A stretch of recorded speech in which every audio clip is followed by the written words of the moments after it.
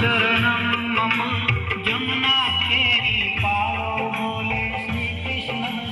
Shri Ram guys, સ્વાગત છે તમારું આજના ન્યૂ બ્લોગમાં। આજે નવરાત્રિનો બીજો દિવસ છે। સવારથી સાંજ થઈ ગઈ, બધું કામ હતું। આજે બપોર પછી ઉમરગામ ગયેલો, થોડું કામ હતું તો કામ પટાવ્યું ને હવે આવી ગયા છે આપણે અહીંયા મેદાન પર।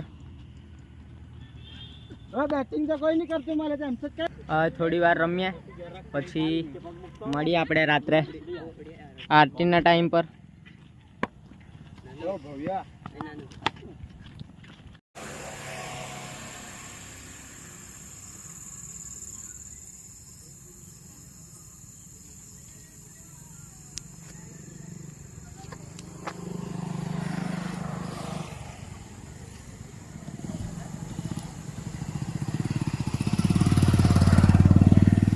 તૈયાર થઈને આવી ગયા છે અહીંયા।